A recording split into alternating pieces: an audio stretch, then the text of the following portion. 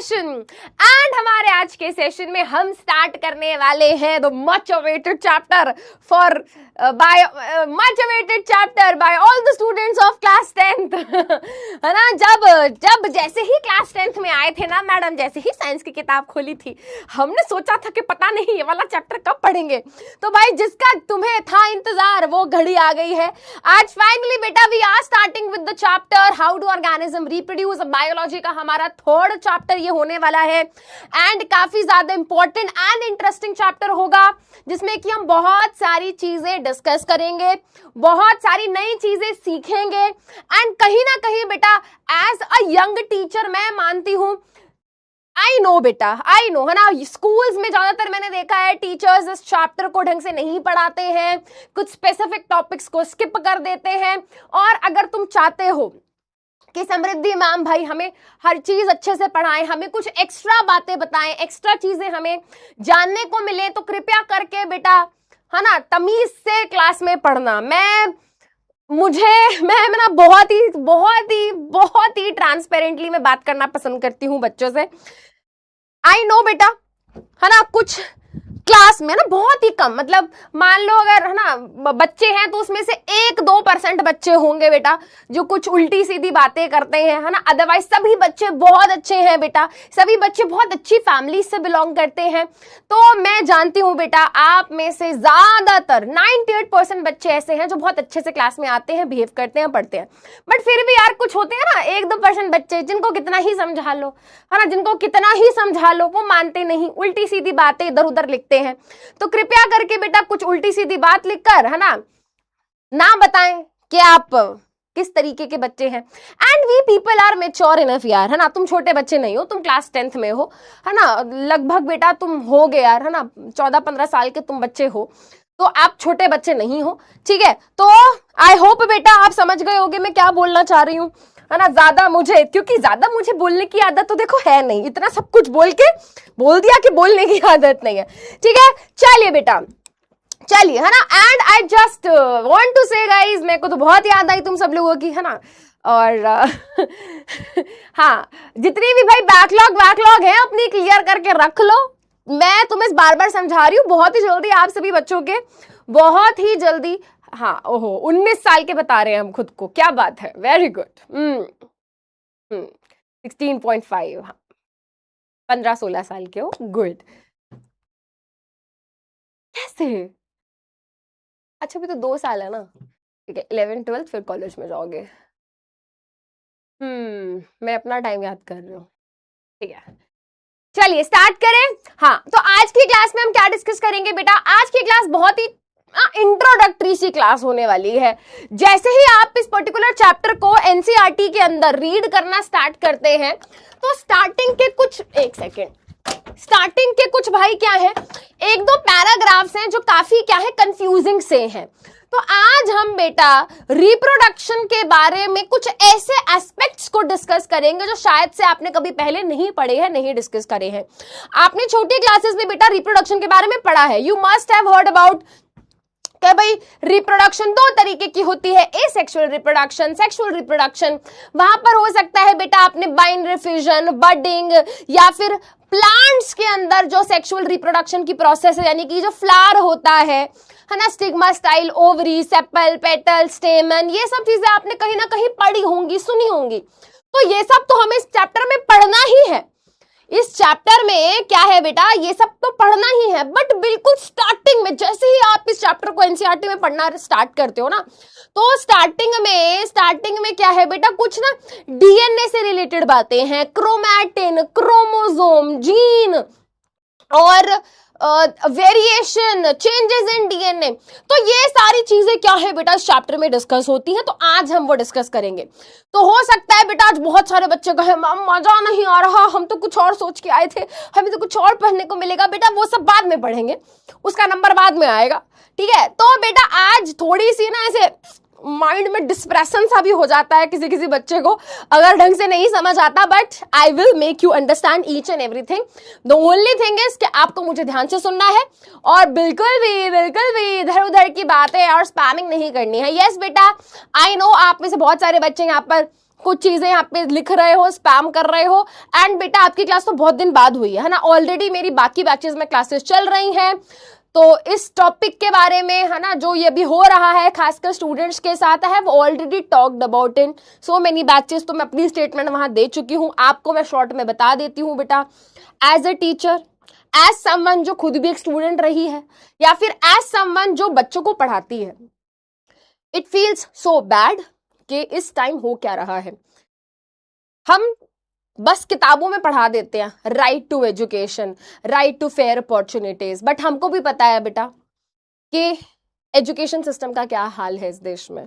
We know that कि कितनी fair job opportunities हैं, सबको पता है कि नीट के पेपर ये पहली बार लीक नहीं हुआ है बेटा। हाँ, इस बार एक बहुत बड़ा इशू बन गया, आज से नहीं यार, कितने टाइम से हम देख रहे हैं, कितने पिछले कुछ सालों से ये चीज होती आ रही है, and this should not happen. क्या मांग रहा है यार बच्चा, यही तो मांग रहा है ना, बस हम एजुकेशन सिस्टम अच्छा हो। ठीक है, तो बहुत कुछ है बेटा बोलने को, है ना। ऑब्वियस सी बात है बेटा, हम सब देख रहे हैं क्या हो रहा है। ठीक है, सोशल मीडिया पे सब दिख रहा है। मैं बस ये बोल रही हूँ बेटा, मेहनत करो। ठीक है, क्या बोलूं, ठीक है, इट फील्स बैड। हम बच्चे को कई बार ये बोलते हैं कि बेटा मेहनत करो, ऑनेस्टी से मेहनत करो, और बच्चा करता भी है ऑनेस्टी से मेहनत। ठीक है, और फिर होता है क्या है, बच्चा पेपर दे के आता है, उसके बाद क्या होता है, पेपर लीक हो जाता है। तो उस बच्चे की क्या गलती है यार, उस बच्चे ने तो ऑनेस्टी से बहुत मेहनत करी थी, उस पेपर की प्रेपरेशन करी थी, क्या हुआ, क्या परिणाम मिला, क्या रिजल्ट मिला। तो इससे आती है डिसअपॉइंटमेंट, इससे आती है डीमोटिवेशन, और फिर उस वजह से बच्चे गलत स्टेप उठाते हैं। प्लीज अंडरस्टैंड बेटा, हम ना किसी और चीज को शायद से नहीं बदल सकते, हम खुद को बदल सकते हैं, अपने माइंडसेट को बदल सकते हैं, अपने एटीट्यूड को बदल सकते हैं। अपने आप को किसी चीज में इतना इन्वेस्ट मत कर दीजिए कि आप खुद को ही भूल जाएं। कुछ बच्चे इस नीट एपिसोड के बाद डिप्रेशन में हैं, कुछ बच्चे अनफॉर्चुनेटली बेटा, हमें भी पता है मैं क्या हुआ है बेटा, कुछ स्टूडेंट्स ने सुसाइड किया है। तो बेटा कोई भी चीज लाइफ में इतनी बड़ी नहीं है कि आपकी लाइफ से बड़ा कुछ नहीं है। ठीक है, तो मैं आपको भी यही कहूंगी बेटा, सपने देखिए, सपनों के लिए मेहनत करिए, और अगर कोई चीज आपको नहीं मिल रही है, लेट इट बी, आगे बढ़िए, better opportunities will always be there. हम क्या कर सकते हैं, खुद के लिए खड़े हो सकते हैं, खुद के लिए मेहनत कर सकते हैं। ठीक है भाई, तो विदाउट वेस्टिंग टाइम जल्दी से स्टार्ट करते हैं हमारा आज का सेशन। तो जैसा कि मैंने कहा बेटा, तो मेरे प्यारे सूरजमुखी हो, तुमने मेरा टेलीग्राम चैनल ज्वाइन कर रखा है? जल्दी से बताओ, जल्दी से बताओ, तुमने मेरा टेलीग्राम चैनल ज्वाइन किया हुआ है? हाँ मैम किया हुआ है। आप कुछ भेजती तो हो नहीं, वहां पे आप भेजूंगी, भूल जाती हूँ मैं, मेरा टेलीग्राम चैनल है। तो भाई प्लीज मेरा टेलीग्राम चैनल ज्वाइन कर लेना, मुझे याद दिला देना कि मेरा टेलीग्राम चैनल है समृद्धि शर्मा हैशटैग नहीं क्या बोलते हैं इसको, अंडरस्कोर मैम। ठीक है, चलो यार, तो मेरे प्यारे सूरजमुखी के फूलों, जल्दी से समझते हैं, स्टार्ट करते हैं। तो बेटा आज हम क्या देंगे भाई, आज हम ये क्या लिखा, इंट्रोडक्शन टू रिप्रोडक्शन है भाई ओनली, है ना। बच्चे एकदम खुश हो गए, सीधा हम सेक्सुअल रिप्रोडक्शन पढ़ा रही है। नहीं बेटा, पहले हम इंट्रोडक्शन देखने वाले हैं रिप्रोडक्शन का, और थोड़ा बहुत टाइम बचेगा तो then we can start with asexual reproduction, और क्वेश्चन तो हम भाई करते ही रहते हैं। ठीक है, चलिए बेटा, so are we start, should we start with the chapter reproduction. और जैसे कोई रिप्रोडक्शन बोले तो ऐसा हो जाता है ना, ऐसे हो जाता है ना। बट यार मतलब ठीक है यार, है ना, अब नहीं सीखेंगे इन सब चीजों के बारे में तो कब सीखेंगे ना। द पॉइंट इज दैट, और तुम लोग नलायक एक नंबर के हो, तुम्हारा दिमाग ही खराब है, तुम्हारी सोच ही खराब है, इसलिए तुम गलत सोचते हो। There is so many things biologically we need to learn, there are so many things we need to understand कि हमारे सेल के अंदर डीएनए है, डीएनए के अंदर कितने सारे चेंजेस हो रहे होते हैं during the process of reproduction. तो भाई बहुत कुछ है ना, बहुत कुछ है जानने को, समझने को। देखो मैं बताती हूँ, आई एम टीचिंग उड़ान बैच, आई थिंक ये मेरा 6th या 7th उड़ान बैच है, शायद से 6th उड़ान बैच होगा ये। फिर मैंने देखा बच्चे ना मजाक उड़ाते हैं, फिर मैंने सोचा बच्चे मजाक उड़ा रहे हैं तो फिर उनके साथ ही मैं उनकी टीम में आ जाती हूँ, उनकी तरह ही मीम्स में बातें करती हूँ। तो बेटा आई एम तो वेरी कूल टीचर, है ना। तो बेटा मैंने सोचा कि बच्चों की ही तरह बच्चों के जैसे हो जाते हैं।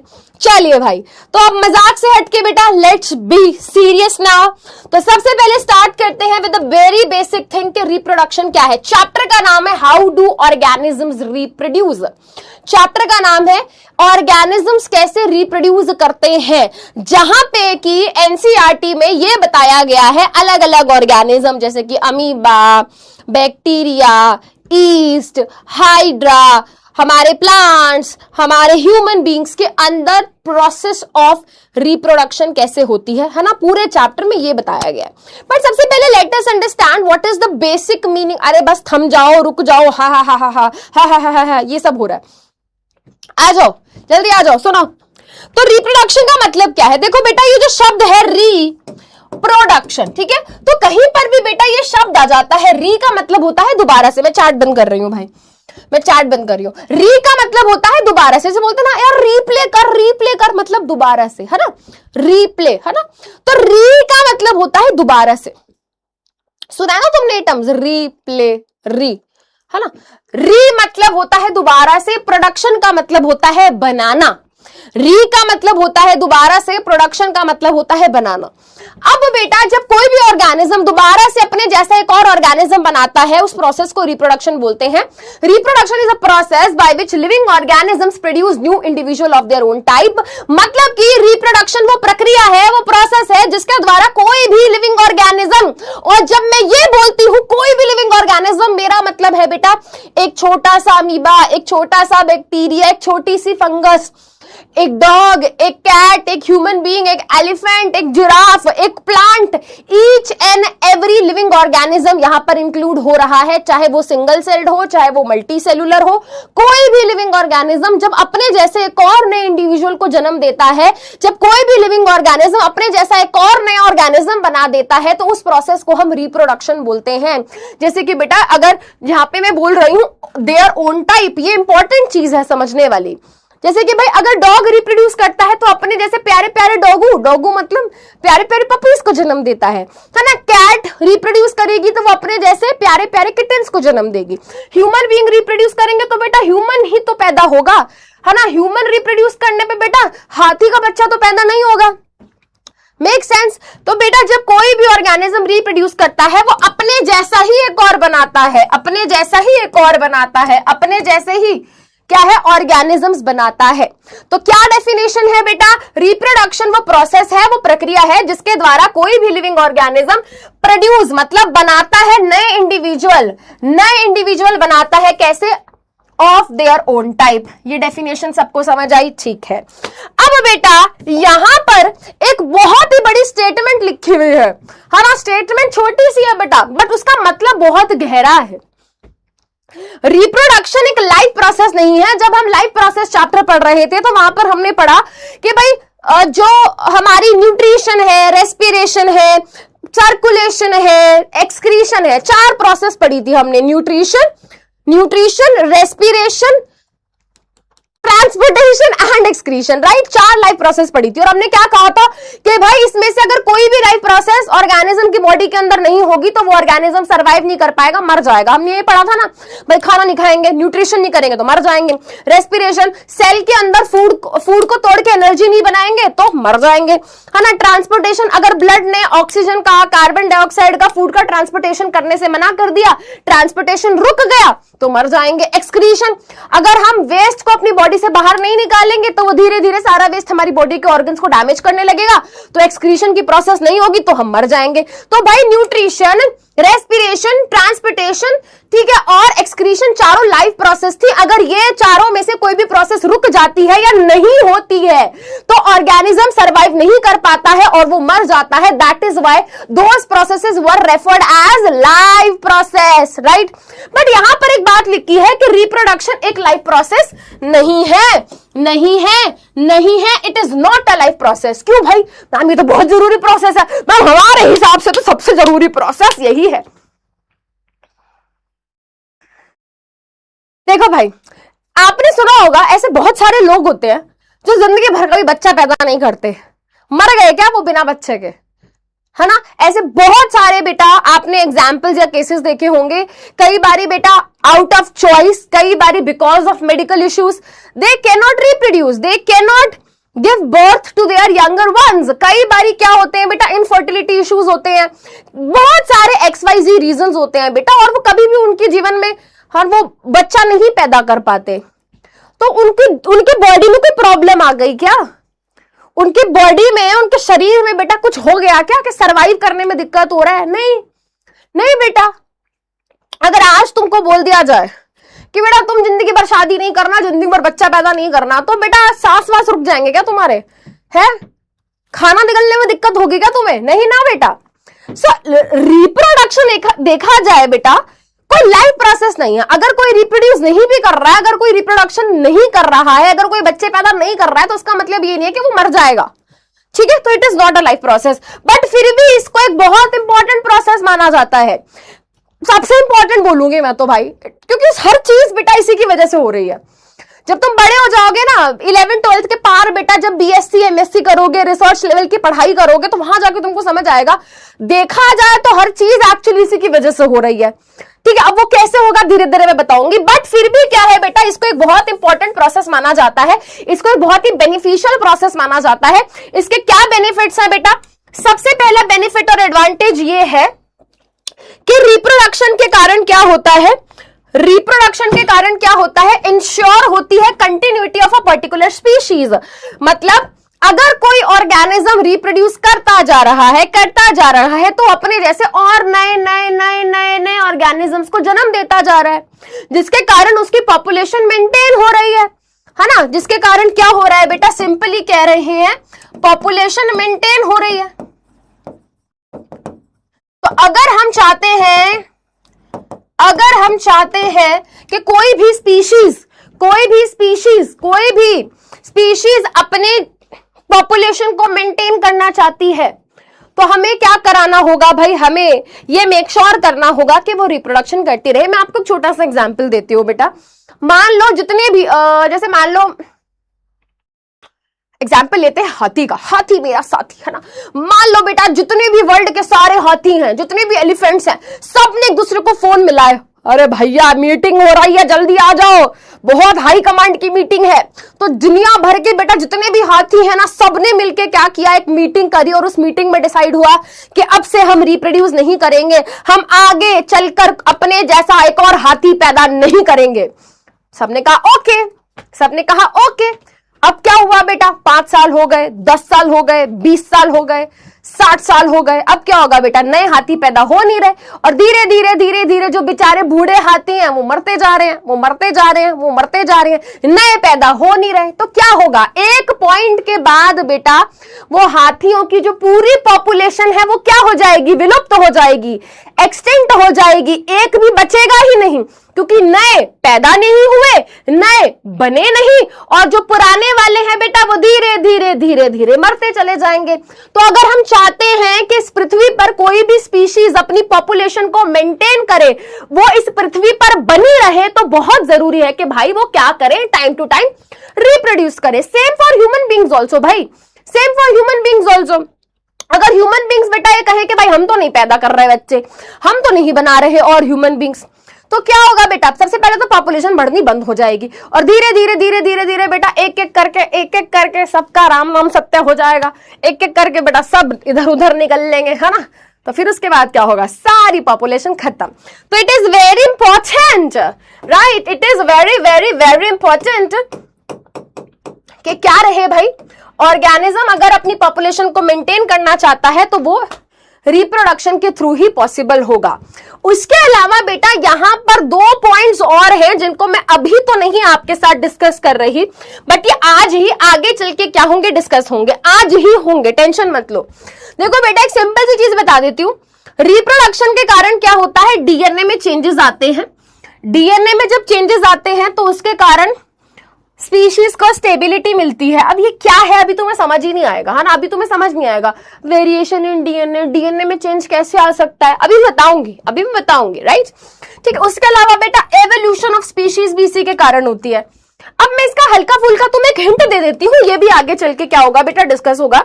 जैसे कि आपने बेटा एक बेसिक सी चीज, एक बेसिक एवोल्यूशन थ्योरी के बारे में सुना होगा कि भाई आज से लाखों साल पहले, है ना, आज से लाखों साल पहले भाई हम ऐसे नहीं थे, है ना। क्या चला रहा है? इंस्टाग्राम की रील्स देखता रहता है, जब देखो रील्स रील्स रील्स, रियल में जाओ ठीक है। तो भाई बात ऐसी है, घर जैसी है कि भाई किसी लाखों साल पहले तुम ये थे, फिर धीरे धीरे बेटा ये हुए, फिर धीरे धीरे ये हुए, फिर धीरे धीरे ये हुए, धीरे धीरे ये हुए। अब यहां से यहां तक ये जो बदलाव आया है, ये जो चेंज आया है बेटा, ये क्यों आया? ऐसा क्या बदला? मैम बहुत कुछ बदल गया, पहले तो हम ऐसे ऐसे थे फिर हम ऐसे ऐसे हुए, फिर हम ऐसे ऐसे हुए, और अब हम ऐसे ऐसे हो गए हैं। बहुत चेंज आ गया है। अरे एक्चुअल में बॉडी के अंदर क्या चेंज आया? बॉडी के अंदर क्या चेंज आया बेटा? बॉडी के अंदर चेंज आया कि धीरे धीरे डीएनए में बदलाव आया। धीरे धीरे डीएनए बदलता गया, डीएनए बदलता गया, डीएनए बदलता गया, डीएनए बदलता गया, डीएनए बदलता गया, और आज हम ये हैं। और भाई कोई बड़ी बात नहीं है, आज के बाद लाखों साल आगे जाकर हम ऐसे ही दिखें, गारंटी नहीं है बेटा, क्योंकि डीएनए तो धीरे धीरे सबका चेंज हो रहा है, चेंज हो रहा है। बट ये हो कैसे रहा है, करेंगे बात बेटा, उसकी बात करेंगे।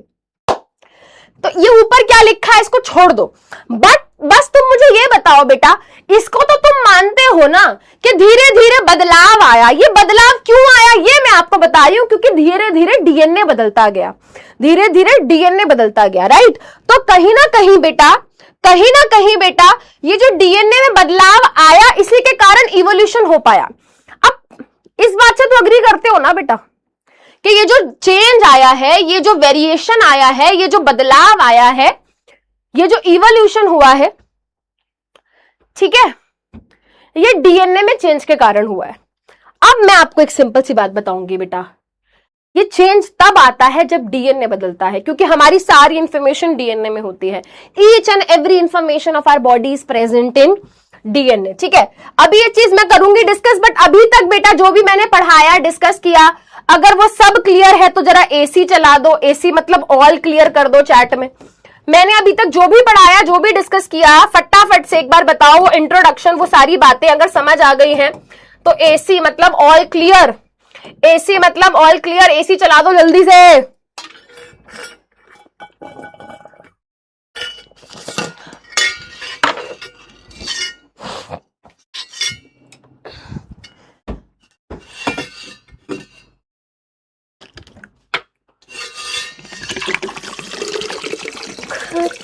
लिखो तेरे में खुदा में मांगूं अगर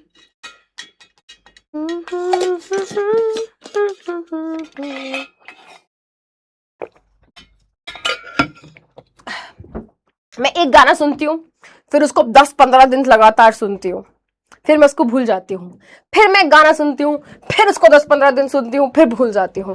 तो आजकल मैं खत वाला गाना सुन रही हूँ, मैं खुदा में मानूं क्यों, वो वाला, ठीक है। चलो भाई, हाँ जी स्टार्ट करें बेटा, चलो।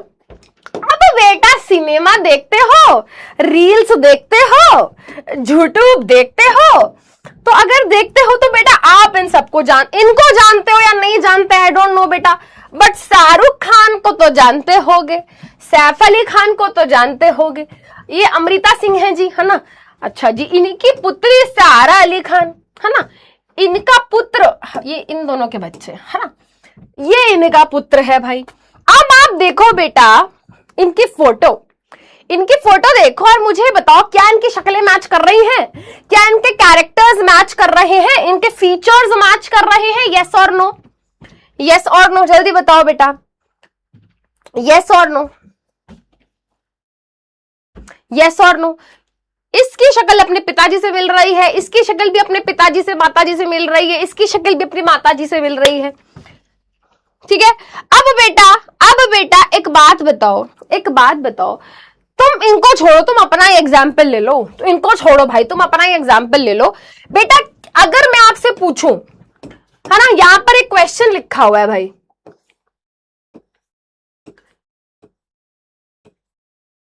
यहां पर एक क्वेश्चन लिखा हुआ है, do organisms create exact copy of themselves, यानी कि जब ऑर्गेनिज्म रिप्रोड्यूस करता है, जब ऑर्गेनिज्म रिप्रोड्यूस करता है तो वो अपने जैसा एग्जैक्टली सेम, अपने जैसा एग्जैक्टली सेम नया इंडिविजुअल बनाता है या फिर नहीं, या फिर नहीं, यस और नो, एग्जैक्टली सेम, एग्जैक्ट बेटा तुम्हारी शक्ल का एग्जैक्टली अपने पापा से मिलती है। चलो एक बार इस पे पोल कर लेते हैं, ठीक है, मैं इस पे वोट टाइप पोल करती हूं। चलो सिंगल चॉइस कर लेते हैं, ए और बी में से बताओ बेटा, अपनी शक्ल पता है ना तुम्हें कैसी है? झिंगूर जैसी। वो आंटी नहीं आती थी, क्या है सचिन में झिंगूर जैसी शक्ल है, लप्पू सा सचिन है। तो बेटा तुम्हें पता होगा झिंगूर जैसे तुम दिखते हो, राइट? हाँ, अपनी शक्ल को याद करो बेटा, अपनी शक्ल को याद करो और अब बेटा अपने सुंदर माता पिता की तरफ देखो। ठीक है, अपने सुंदर माता पिता की तरफ देखो। वाह वाह, मम्मियां तो सबकी कितनी सुंदर होती हैं, सबकी मम्मियां कितनी प्रिटी होती हैं। तो अब आप देखो बेटा, क्या आपकी शक्ल सूरत क्या अपने मम्मी पापा से एग्जैक्टली सेम दिखते हो तुम? एग्जैक्टली बेटा, मतलब तुम खड़े हो जाओ तो पता ही ना चले कि पापा कौन है बेटा कौन है।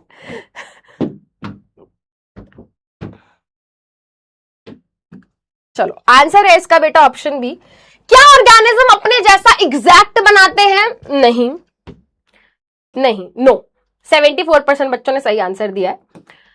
हम यहां पे बोल सकते हैं कि एग्जैक्टली सेम नहीं होता, बट रैदर हम बोलते हैं कि सिमिलर होता है। अरे ये क्या हो रहा है? हम ये नहीं बोल सकते कि जब कोई ऑर्गेनिज्म रिप्रोड्यूस करता है तो वो एग्जैक्ट अपने जैसा नहीं बट अपने से मिलता जुलता, हम ये बोल सकते हैं सिमिलर, है ना? बेटा दो टर्म्स होते हैं, देखो दो टर्म्स होते हैं। अब तुम्हें इंग्लिश भी पढ़ाओ बैठ के यहां पर, है भगवान। देखो बेटा दो टर्म्स होते हैं, एक होता है आइडेंटिकल और एक टर्म होता है सिमिलर। क्या डिफरेंस है दोनों टर्म्स में? चलो तुम्हारा इंग्लिश का टेस्ट, इंग्लिश का टेस्ट है बेटा, तुम्हारा अंग्रेजी का टेस्ट है, बताना जरा दोनों में क्या फर्क है, क्या फर्क है? आइडेंटिकल का मतलब होता है बिल्कुल A to Z ditto same, identical मतलब बिल्कुल बिल्कुल बिल्कुल सेम, जैसे कि बेटा बिल्कुल सेम, ये आइडेंटिकल है, ये आइडेंटिकल है, एग्जैक्ट सेम है, ठीक है, ये आइडेंटिकल है, एग्जैक्ट सेम है। क्या हमारे पास ऐसी कोई और कलर की बोतल पड़ी है क्या? वो लाल वाली बोतल लाके दो।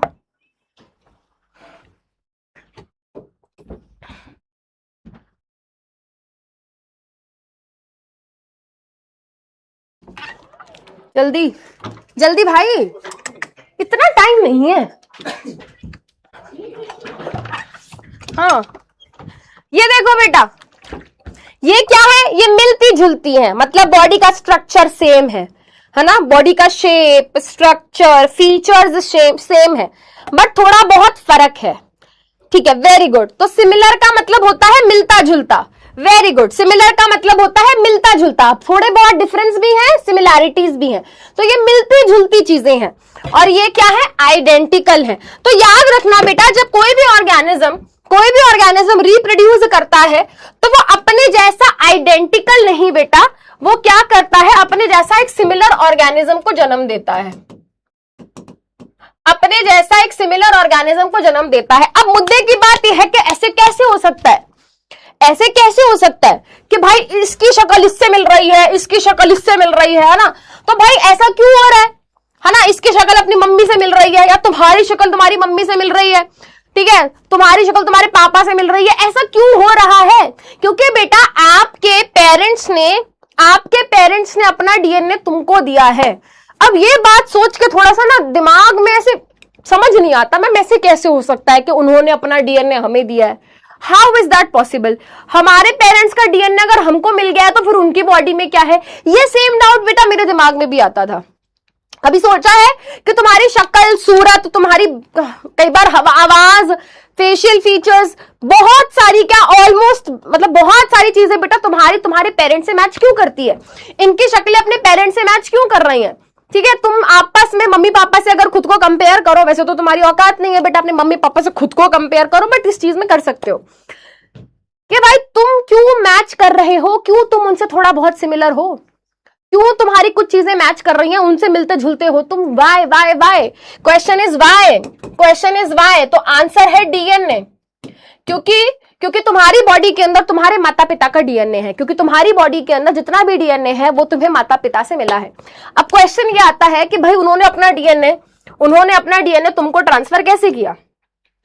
बात यह है कि उन्होंने अपना डीएनए तुमको ट्रांसफर कैसे किया? अब बहुत सारे बच्चे तो यहां पर कहेंगे मैम वो सब छोड़ो, आप वो तो बात की बात है, हमें तो यही नहीं पता डीएनए क्या होता है।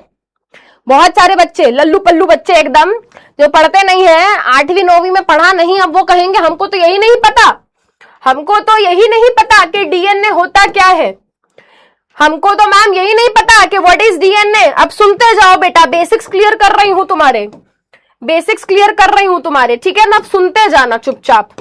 देखो बेटा, डीएनए को बोला जाता है, एनसीईआरटी बोलती है डीएनए क्या है? ब्लूप्रिंट है लाइफ का। ब्लूप्रिंट क्या होता है? ब्लूप्रिंट एक ऐसा डॉक्यूमेंट होता है जिसमें सारी इंफॉर्मेशन होती है। कोई भी चीज को कैसे बनाना है बेटा, ठीक है, कोई भी चीज को कैसे बनाना है, जैसे मान लो भाई हमको एक गाड़ी बनानी है ना, तो अब तो बेटा खैर चैट जीपीटी और एआई वगैरह आ गया है, पर पहले के टाइम में, पहले के जमाने में कहा जाता था कि भाई एक गाड़ी बनाने के लिए पहले उसका ब्लूप्रिंट बनाया जाएगा कि भाई इसका स्ट्रक्चर कैसा होगा, इसका फंक्शन कैसे होगा, इसमें इंजन कैसे काम करेगा और फलाना ढिमकाना, बहुत सारी चीजें। तो ऐसी कोई भी चीज जिसमें सारी की सारी क्या है? इंफॉर्मेशन है हमारी, डीएनए वो है। अभी भी नहीं समझ आया होगा? चलो सिंपल सी चीज बताती हूं, बेसिक से स्टार्ट करती हूं। सबसे पहले बेटा व्हाट इज डीएनए? डीएनए की फुल फॉर्म क्या होती है? डीएनए की फुल फॉर्म होती है डीऑक्सी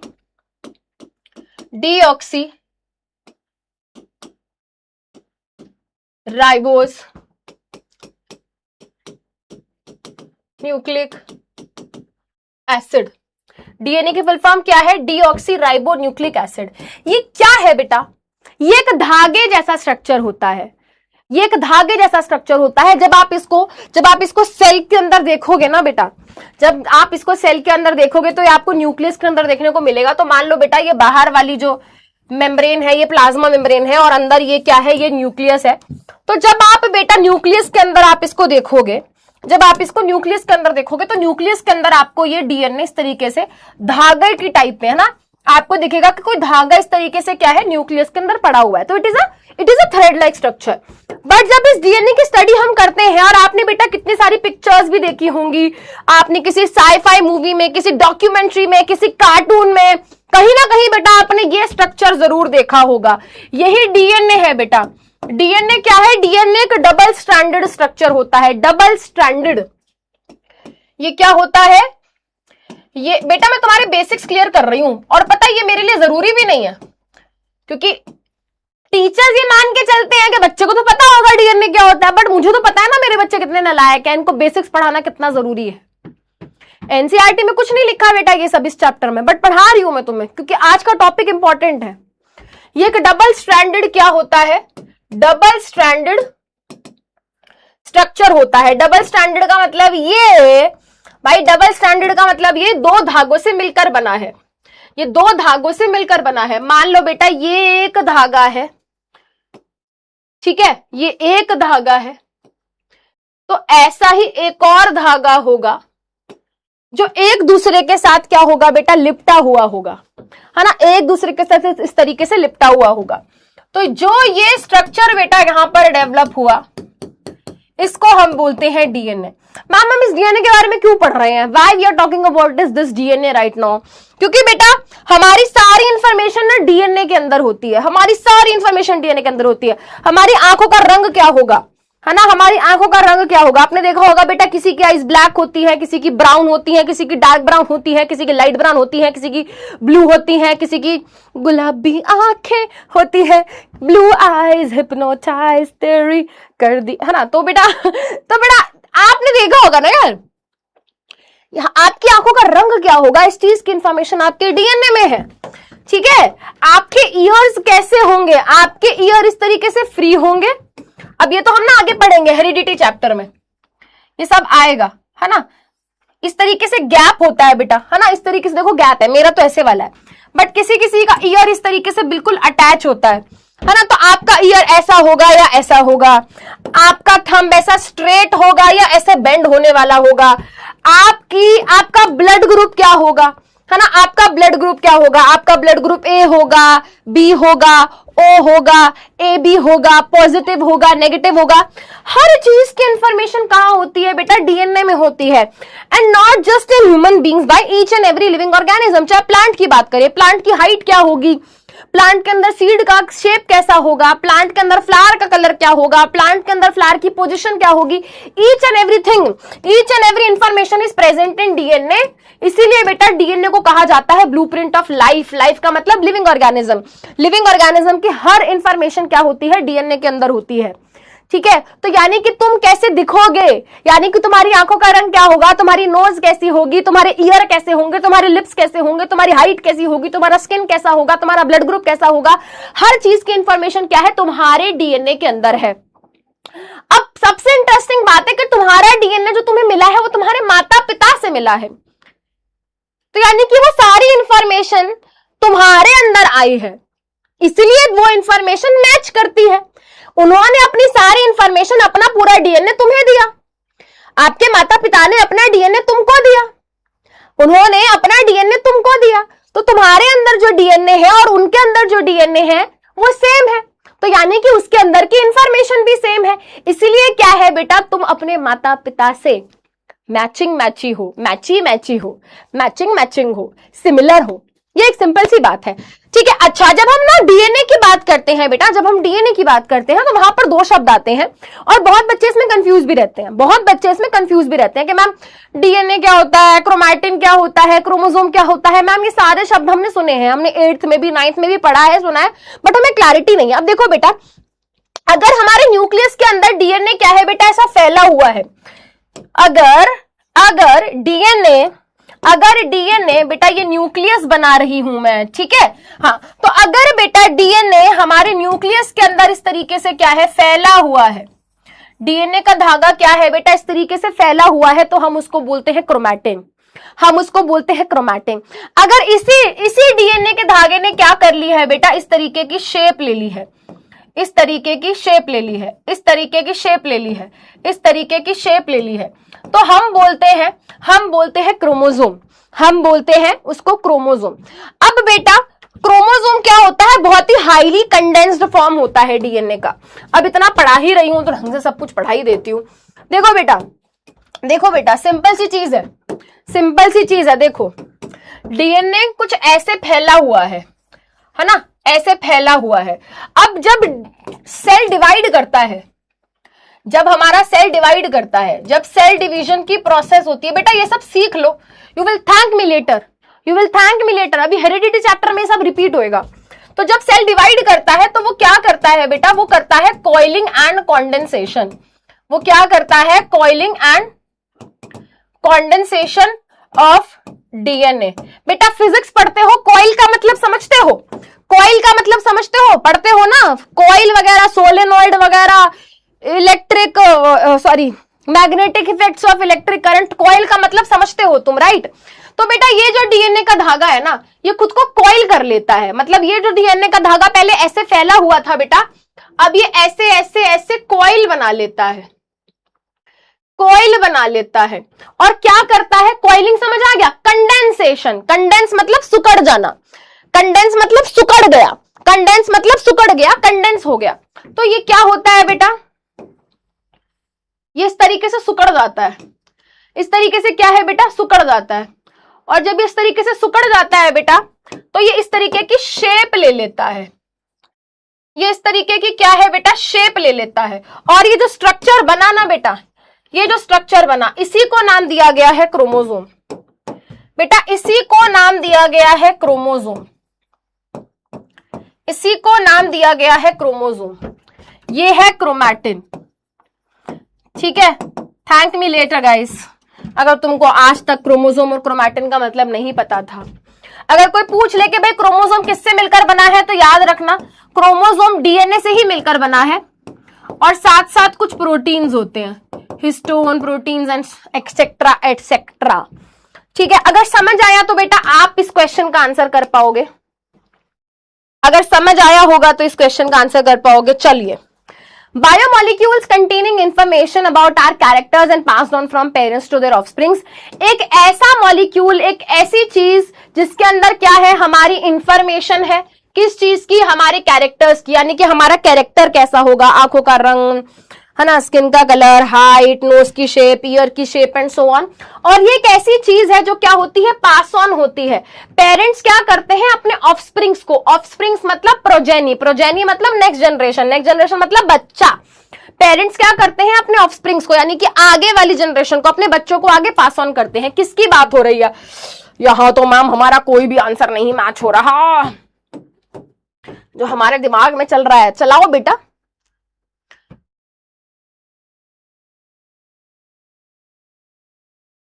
एक बच्चा पूछ रहा है मैम क्या ये सिलेबस में है? बेटा जब आप एनसीईआरटी खोलोगे तो एनसीईआरटी की इंट्रोडक्शन में क्रोमैटिन शब्द यूज हुआ है, क्रोमोसोम शब्द यूज हुआ है, वेरिएशन शब्द यूज हुआ है, डीएनए शब्द यूज हुआ है, और वो आप तब तक नहीं समझ सकते जब तक मैं आपको ये बेसिक्स नहीं पढ़ाऊंगी। चलिए, तो यहां पर बात हो रही है डीएनए की। DNA stands for deoxyribonucleic acid, तो आंसर यहां पर हो जाएगा option C as the correct answer. 75% बच्चों ने सही आंसर दिया है। एक और क्वेश्चन करते हैं। डीएनए की वो फॉर्म, डीएनए की वो फॉर्म जो कि बहुत ही हाईली कॉइल्ड होती है और कंडेंस होती है, यानी कि डीएनए क्या हो गया है, बहुत ही ज्यादा हाईली कॉइल्ड हो गया है। डीएनए क्या हो जाता है जब बहुत ही ज्यादा हाईली कॉइल्ड हो जाता है, कॉइल हो गया है।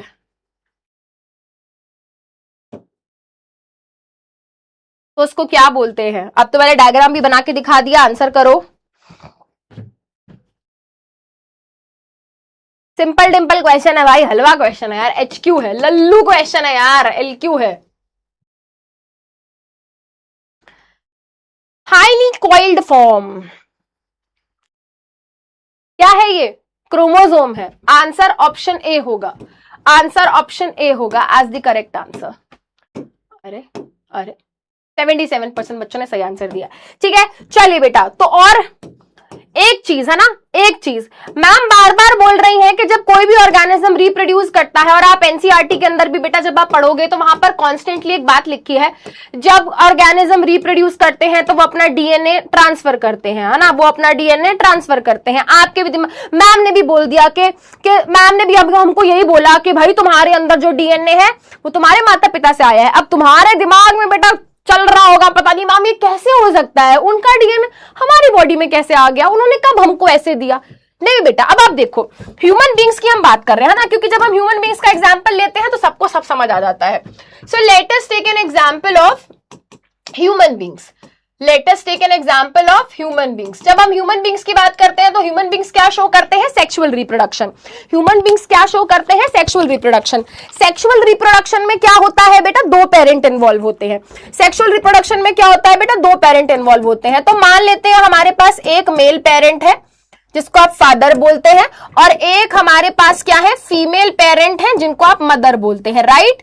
यस। अब होता क्या है बेटा, मेल पेरेंट की बॉडी के अंदर, मेल पेरेंट की बॉडी के अंदर क्या होता है? स्पर्म सेल बनता है। मेल पेरेंट की बॉडी के अंदर क्या होता है भाई? स्पर्म सेल बनता है। तो यहां पर हम एक स्पर्म सेल बना देते हैं, ठीक है। और फीमेल पेरेंट की बॉडी के अंदर क्या बनता है? एग सेल बनता है। वैसे तो मैं आपको एक सिंपल सी चीज बता दूं बेटा, मैंने आपको दिखाने के लिए यहाँ पे स्पर्म सेल इतना बनाया है, बट अगर मैं एक स्पर्म सेल को और एक एग को साथ साथ रख दूं बेटा, तो स्पर्म सेल बहुत बहुत बहुत बहुत छोटा होता है as compare to the egg cell. Human body के अंदर सबसे बड़ा कोई सेल है तो वो एग सेल है, सबसे ज्यादा बड़ा डायमीटर इसका होता है। और अगर ह्यूमन बॉडी के अंदर सबसे छोटा कोई अगर सेल है ना बेटा, वो स्पर्म सेल है। Sperm cell is the smallest cell, ठीक है। अब अगर मैं ये बोल रही हूं कि फीमेल की बॉडी के अंदर, मदर की बॉडी के अंदर एग सेल बनता है, मदर की बॉडी के अंदर क्या बनता है? एग सेल बनता है। एग सेल को हम ओवम बोलते हैं। और बेटा ये बेसिक्स है, सेक्सुअल रिप्रोडक्शन जब पढ़ेंगे फिर ये पढ़ने की जरूरत नहीं पड़ेगी, क्योंकि अभी पढ़ा रही हूं ये। और ये क्या है भाई, ये एक स्पर्म सेल है, दोनों ही क्या है बेटा, सेल है। तो इसके अंदर न्यूक्लियस होगा, और अगर इसके अंदर न्यूक्लियस होगा तो ऑब्वियस सी बात है बेटा, इसमें क्या होगा, इसमें डीएनए होगा, होगा ना, इसमें क्या होगा बेटा, डीएनए होगा। जल्दी बताओ, स्पर्म एक सेल है, तो अगर ये सेल है बेटा तो इसके अंदर क्या होगा, इसके अंदर डीएनए होगा कि नहीं होगा। स्पर्म एक सेल है तो ऑब्वियस सी बात है इसके अंदर डीएनए होगा, किसका, पिताजी का, मेल पेरेंट का। और अगर ये एग सेल है तो एग सेल एक सेल है, इसके अंदर न्यूक्लियस होगा और इसके अंदर क्या होगा, डीएनए। तो इसके अंदर क्या होगा, डीएनए होगा मदर का। अब बेटा एक कॉमन सी चीज है जो आप छोटी क्लासेस में भी पढ़कर आए हैं, ये दोनों सेल्स क्या करते हैं, एक दूसरे के साथ फ्यूज करते हैं, फर्टिलाइज करते हैं। ये फ्यूज होता है और क्या होता है बेटा, इस प्रोसेस को बोला जाता है फर्टिलाइजेशन। क्या बोला जाता है बेटा, इस प्रोसेस को बोला जाता है फर्टिलाइजेशन। फर्टिलाइजेशन की प्रोसेस में क्या होता है भाई, ये दोनों सेल मिलकर एक हो जाते हैं, ये दोनों सेल मिलकर एक हो जाते हैं, ये और ये मिलकर क्या कहते हैं, चलो भाई लेट्स बिकम वन, है ना, चलो भाई मिलकर फ्यूज हो जाते हैं, मिलकर एक हो जाते हैं और ये मिलकर एक सेल बनाते हैं। जल्दी बताओ बेटा क्या नाम होता है उस सेल का, जल्दी बताओ क्या नाम है उस सेल का, जल्दी बताओ क्या बोलते हैं उस सेल को, हम क्या बोलते हैं हम उस सेल को, जल्दी से बताएंगे। वेरी गुड, उस सेल का नाम होता है जायगोट, उस सेल का नाम होता है जायगोट। वेरी गुड, जायगोट बनेगा, है ना। अब इस जायगोट की अगर हम बात करें कैसे बना भाई, ये और ये मिलकर एक हो गए, और अगर ये मिलकर एक हो गए तो यानी कि इनका डीएनए क्या हो गया, यहां पर साथ में आ गया। यानी कि यहां पर क्या हुआ, जो मदर का डीएनए था और जो फादर का डीएनए था वो क्या हो गया, एक साथ आ गया। अब क्या होता है बेटा, है ना, अब क्या होता है, ध्यान से सुनना, अब क्या होता है, ध्यान से सुनना। अब ये एक सिंगल सेल है, अब ये एक सिंगल सेल है, ठीक है। अब तुम अपने आप को देखो, मैम हमारी बॉडी में तो बहुत सारे सेल्स हैं, 100, 1000, लाख, करोड़, 7 करोड़ से भी ज्यादा, मिलियन, बिलियन, ट्रिलियंस, तुम्हारी बॉडी में 3 ट्रिलियन ऑफ सेल है।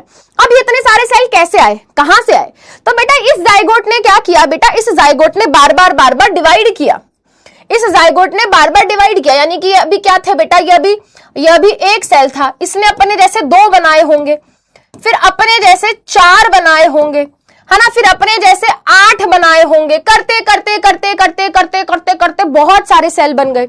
और जब बहुत सारे सेल बन गए बेटा, जब बहुत सारे सेल बन गए तो एक ग्रुप बना सेल का, ग्रुप बना सेल का बेटा, एक क्या बना बेटा, एक ग्रुप बना सेल का। समझ रहे हो, ये दोनों सेल मिलकर एक हो गए, एक सेल बना जिसका नाम है जाइगोट। जाइगोट क्या करता है, जाइगोट डिवाइड करता है ना, जाइगोट डिवाइड करता है। और जब ये डिवाइड करता है तो बेटा ये अपने जैसे 2 सेल बना देता है।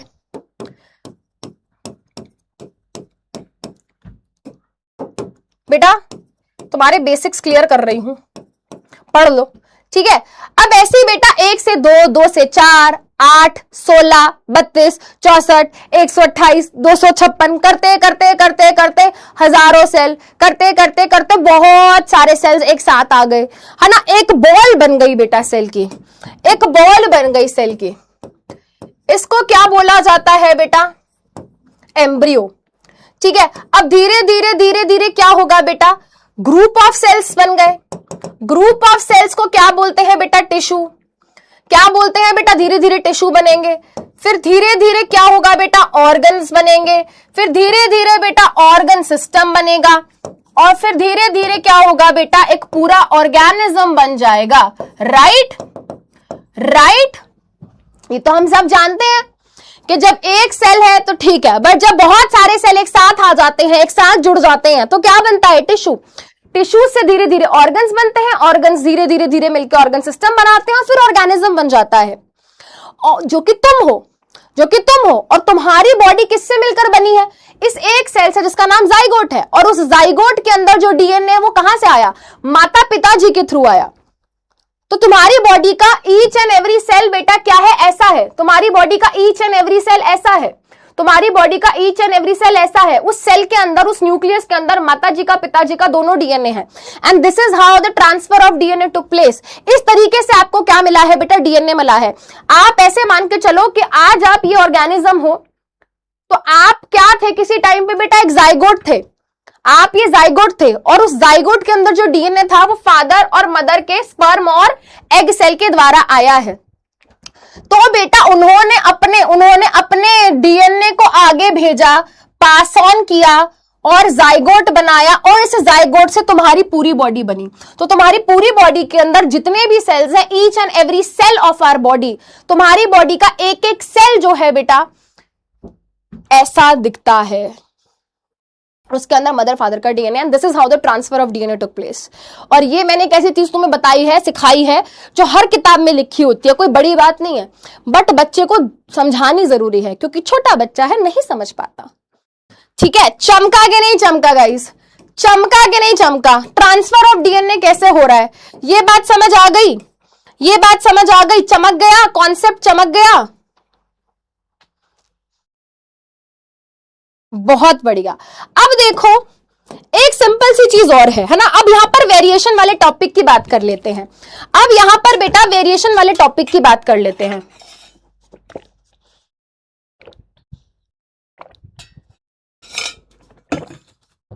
यहां पर बेटा वेरिएशन वाले टॉपिक की बात कर लेते हैं। डिफरेंस है ना, वेरिएशन का मतलब क्या होता है, बार बार ये टर्म आ रहा है, variation in DNA, variation in DNA. क्या है भाई ये वेरिएशन इन डीएनए? ये बात आप सब समझ चुके हो कि डीएनए एक धागे जैसा स्ट्रक्चर है, ये सेल के न्यूक्लियस के अंदर पाया जाता है, इसके अंदर हमारे सारे कैरेक्टर्स की इंफॉर्मेशन होती है। इंफॉर्मेशन छोटे छोटे कोड्स के फॉर्म में होती है, जीन्स की फॉर्म में। जीन्स क्या होता है? जीन पैंट वाली जीन। कितना घटिया जोक था। अब ऐसे जीन तो मैं पढ़ाऊंगी, अभी हेरिडिटी में पढ़ा दूंगी। अभी क्या करोगे तुम जीन वीन पढ़ के? छोड़ो, हेरिडिटी वाले चैप्टर में पढ़ाऊंगी या पढ़ा दूं? चलो छोड़ो है ना, हेरिडिटी वाले चैप्टर पढ़ाऊंगी, वरना तुम रोने लगोगे बिल्कुल। अभी बेटा आप ये एक सिंपल सी बात समझो कि जब कोई भी ऑर्गेनिज्म रिप्रोड्यूस कर रहा है, अब मेरी बात ध्यान से सुनना, मेरी बात बहुत ध्यान से सुनना। Everybody pay attention to me, everybody pay attention to me. सुनो बेटा मेरी बात, जब कोई भी ऑर्गेनिज्म रिप्रोड्यूस कर रहा है तो वो एक नया ऑर्गेनिज्म बनाने वाला है। Very good. एक प्लांट रिप्रोड्यूस करेगा तो वो एक नया प्लांट बनाएगा, एक डॉग रिप्रोड्यूस करेगा तो एक नया डॉग बनाएगा, एक ह्यूमन बीइंग रिप्रोड्यूस करेगा तो वो एक नया ह्यूमन बीइंग बनाएगा, राइट? और हर लिविंग ऑर्गेनिज्म किससे मिलकर बना है? सेल से। सिंपल सी बात है ना भाई, हर लिविंग ऑर्गेनिज्म किससे मिलकर बना है? सेल से मिलकर बना है। तो अगर मुझे नया ऑर्गेनिज्म बनाना है तो पहले मुझे सेल बनाना पड़ेगा, राइट? भाई तुम खुद सोचो, मुझे क्या करना है? हमने कहा रिप्रोडक्शन की प्रोसेस से नया ऑर्गेनिज्म बनता है, तो भाई ऑर्गेनिज्म बनाने के लिए सबसे पहले सेल बनाओ भाई, पहले सेल बनाओ। ऑर्गेनिज्म तो तब बनेगा ना जब सेल बनेगा। तो नया ऑर्गेनिज्म बनाने के लिए हमको सेल बनाने पड़ेंगे। अग्री? जल्दी बताओ, नया ऑर्गेनिज्म बनाने के लिए हमको सेल बनाने पड़ेंगे, हमको सेल बनाने पड़ेंगे, हमको सेल बनाने पड़ेंगे।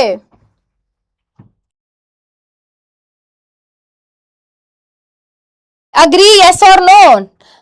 Reproduction requires formation of new cells. अगर मुझे रिप्रोडक्शन करानी है, रिप्रोडक्शन के द्वारा एक नया ऑर्गेनिज्म बनाना है, तो सबसे पहले भाई नए सेल बनवाने पड़ेंगे। Very good, very good. अब बेटा कोई भी सेल जब बनता है तो किस प्रोसेस के द्वारा बनता है? किस प्रोसेस के द्वारा बनता है? जल्दी बताओ। आपने एक चीज सुनी है, ओमने सेलुला ई सेलुला। क्या बोल दिया मैम? अब नहीं होगा मैम, छुट्टी। अब नहीं मैम, ये क्या बोल रही हैं आप? कौन सी भाषा में पढ़ा रही हैं मैडम आप? अरे भाई याद करो यार, सेल थ्योरी क्लास 9th में पढ़ी थी। क्या बोलते हैं उसको, क्या बोलते हैं बेटा? कोई भी नया सेल बनाने के लिए हमें सेल को डिवाइड कराना पड़ता है। कोई भी नया सेल बनाने के लिए हमें क्या करना पड़ता है बेटा? नया सेल बनाने के लिए हमको सेल डिवाइड करना पड़ता है।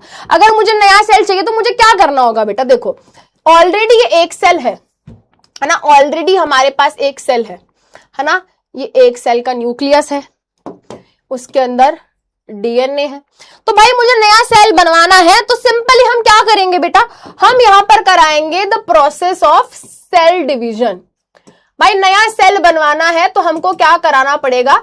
सेल डिवीजन की प्रोसेस करानी पड़ेगी। और जब सेल डिवीजन की प्रोसेस होगी तो क्या होगा? हमको दो नए सेल मिल जाएंगे, हमको दो नए सेल मिल जाएंगे। अब प्रॉब्लम ये है कि ये एक सिंगल सेल है, इसके अंदर एक धागा है जिसका नाम डीएनए है, वो तो एक ही है ना, वो तो एक ही है। अब लड़ाई झगड़ा इस बात का है कि भाई अगर ये डीएनए मैंने इसको दे दिया तो ये लड़ेगा कि ये तो मेरी प्रॉपर्टी थी, तूने मेरा हक मार लिया। ठीक है, लड़ाई झगड़ा हो जाएगा बेटा, है ना।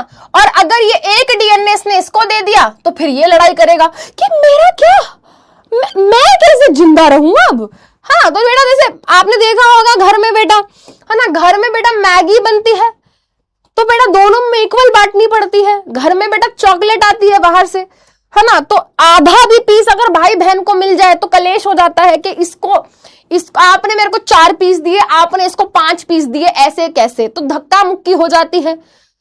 कई बारी बेटा जबानी लड़ाई, हाथा पाई वाली लड़ाई पे उतर आते हैं लोग। तो आप ये बात समझते हैं बेटा, right. Equal distribution is very important.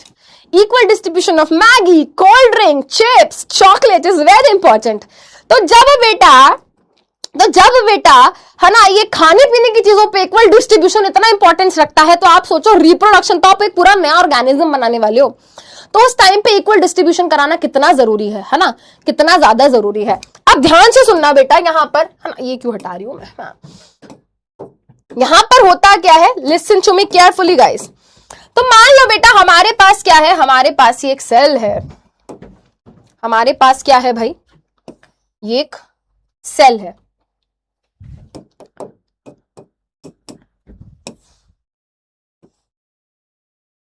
ठीक है, ध्यान से सुनना। सेल के क्या है भाई, ये सेल का न्यूक्लियस है ना। और ये न्यूक्लियस के अंदर क्या है भाई, न्यूक्लियस के अंदर मान लेते हैं भाई ये डीएनए है। ठीक है, एंड ऑब्वियस सी बात है भाई इसके पास और भी चीजें होंगी, इसके पास ईआर भी होगा, है ना, ईआर होगा, यस। इसके पास गोल्जी बॉडी भी होगा, इसके पास माइटोकॉन्ड्रिया भी होगा, सब चीजें होंगी। अब बेटा यहां पर जब हमारा सेल डिवाइड करेगा और 2 नए सेल बनाएंगे, फिर वही लड़ाई झगड़ा कि भाई ये ऑर्गेनेली किसको मिलेंगे। तो यहां पर क्या होता है बेटा, सबसे पहला पॉइंट रीड करेंगे, basic event in reproduction is the creation of DNA copy and additional cellular organelles. मतलब ये कि जब रिप्रोडक्शन की प्रोसेस होती है और नए सेल बनाए जाते हैं, तो वहां पर सबसे पहले बेटा एक चीज करी जाती है जिसका नाम है एक डीएनए की कॉपी बनाना। अब यहां पर बेटा हमारा सेल चाहता है कि भाई इक्वली सब कुछ डिवाइड हो, तो वो क्या करता है बेटा, क्या करता है, वो डुप्लीकेशन करता है। ठीक है, क्या करता है बेटा, सबसे पहली चीज वो क्या करता है, डुप्लीकेशन करता है डीएनए का डुप्लीकेट बनाता है ना। इसको डीएनए कॉपी या फिर रेप्लिकेशन कहा जाता है, डीएनए कॉपीइंग यानी कि उसकी कॉपी बनाना। ठीक है, और यहां पे क्या होती है, एडिशनल सेलुलर ऑर्गेनेल, यानी कि यहां पर डुप्लीकेट्स बनाए जाते हैं सेल ऑर्गेनेलीज के। सेल ऑर्गेनेलीज के क्या है भाई, डुप्लीकेट्स बनाए जाते हैं। अब यहां पर बेटा सेल कैसा हो चुका है भाई, अब सेल के अंदर हर चीज डबल हो चुकी है। सेल के अंदर क्या हो गया भाई, हर चीज डबल हो गई है, डबल हो गई है। न्यूक्लियस के अंदर भाई, न्यूक्लियस के अंदर एक डीएनए तो पहले से ही था, उसने इसका एक और डुप्लीकेट बना दिया। इसने क्या कर दिया भाई, इसने इसका एक और डुप्लीकेट बना दिया। इसने क्या करा, इसने कहा कि मेरे पास डीएनए, मैं क्या करता हूं, एक और डीएनए बना लेता हूं। ठीक है ना, मेरे पास एक डीएनए तो पहले से ही है, मैं क्या कर लेता हूं, मैं एक और डीएनए बना लेता हूं। ठीक है, मेरे पास ये ईआर तो है ही, एक काम करता हूं एक और ईआर बना लेता हूं। मेरे पास एक गोल्जी बॉडी तो है ही, एक और गोल्जी बॉडी बना लेता हूं। मेरे पास माइटोकॉन्ड्रिया तो है ही, एक और माइटोकॉन्ड्रिया बना लेता हूं। और ऐसे करते करते बेटा वो सारे सेल ऑर्गेनेलीज की कॉपी बना लेता है। तो वो जा रहे होते हैं, फिर वो डिवाइड हो रहे होते हैं, और जब वो डिवाइड हो रहे होते हैं ना, तो बेटा यहां पर क्या बन गए, हमारे पास 2 नए सेल बन गए, जिसमें कि हम देखेंगे बेटा एक न्यूक्लियस ये रहा, एक न्यूक्लियस ये रहा। इसमें से एक को बेटा ये वाला डीएनए मिल जाएगा, एक को बेटा ये वाला डीएनए मिल जाएगा, उल्टा भी हो सकता है, उल्टा भी हो सकता है कि इसको ये वाला मिल जाए और इसको ये वाला मिल जाए, है ना, रैंडम प्रोसेस है, कुछ भी हो सकता है। सेम चीज भाई ना, ईआर इसको भी मिल जाता है, ईआर इसको भी मिल जाता है, गोल्जी इसको भी मिल जाता है और गोल्जी बॉडी बेटा इसको भी मिल जाती है, माइटोकॉन्ड्रिया बेटा इसको भी मिल जाता है और माइटोकॉन्ड्रिया इसको भी मिल जाता है। So this is how DNA and cellular component, cellular मतलब सेल के कंपोनेंट यानी कि सेल के ऑर्गेनेलीज इक्वली डिस्ट्रीब्यूट किए जाते हैं। ये बहुत इंपॉर्टेंट पॉइंट है ना, क्योंकि एनसीईआरटी के अंदर आगे जाके लिखा है कि नया डीएनए बनाते टाइम ना डीएनए में कुछ गड़बड़ हो जाती है, बट बच्चा यही नहीं समझ पाता कि हमें नया डीएनए बनाने की जरूरत क्यों पड़ी। ये एक बहुत इंपॉर्टेंट पॉइंट है my Lord, point to be noted. NCERT में लिखा है कि नया डीएनए बनाते समय डीएनए से कुछ गलती हो जाती है, डीएनए की कॉपी बनाते बनाते डीएनए से गलती हो जाती है, जिसके कारण जो डीएनए की इंफॉर्मेशन है वो थोड़ी ऊपर नीचे हो जाती है, गड़बड़ हो जाती है, जिसके कारण वेरिएशन आते हैं। ये एग्जैक्ट लाइन है बेटा एनसीईआरटी के अंदर लिखी है। देखो ये बेटा एनसीईआरटी की लाइन छापी हुई है, मैंने अपनी मर्जी से नहीं लिखा बेटा, ये एनसीईआरटी कहती है, देखो एनसीईआरटी की लाइन है बेटा, ये एनसीईआरटी की लाइन है। देखो एनसीईआरटी क्या कह रही है, एनसीईआरटी कह रही है द प्रोसेस ऑफ डीएनए कॉपिंग, यानी कि जब डीएनए की कॉपी बनाई जा रही होती है उस टाइम पर क्या होता है, कुछ गलतियां हो जाती हैं, मालिक गलती हो गई है ना। तो बेटा डीएनए की कॉपी बनाते बनाते क्या होता है, जब डीएनए का डुप्लीकेट बनाया जा रहा होता है, जब डीएनए का डुप्लीकेट बनाया जा रहा होता है तो कई बारी क्या होता है, कुछ चेंजेस हो जाते हैं, कुछ गलतियां हो जाती हैं, जिसके कारण डीएनए की इंफॉर्मेशन बदल जाती है। और अगर डीएनए की इंफॉर्मेशन बदल गई तो क्या होगा बेटा, डीएनए की इंफॉर्मेशन बदल गई तो क्या होगा, बदलाव आएगा ना, क्योंकि सारी चीज तो बेटा उसी के अंदर है ना, सारी चीज तो बेटा उसी के अंदर है। समझो इस बात को, समझो इस बात को। तो डीएनए कॉपीज जनरेटेड, यानी कि जो डीएनए की नई कॉपी जनरेट होती है, यानी कि ये जो डीएनए की नई कॉपी बनी है वो सिमिलर होती है, यानी कि मिलती जुलती होती है बट आइडेंटिकल नहीं होती।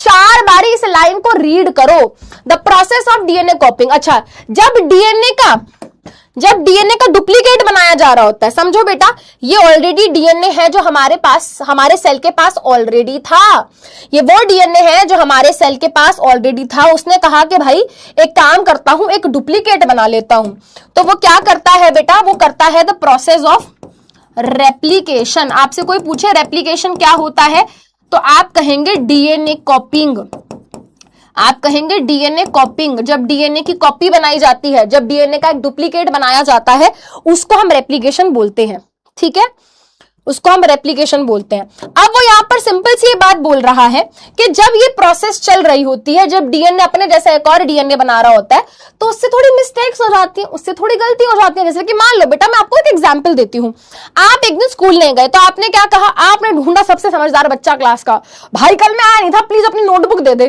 तुम उसकी नोटबुक उससे ले आए कि भाई मैं काम करूंगा, जो भी इसने लिखा हुआ है, जो भी इसने काम किया हुआ है, मैं वो सारा काम अपनी किताब में टीप लूंगा, सारा कॉपी कर लूंगा।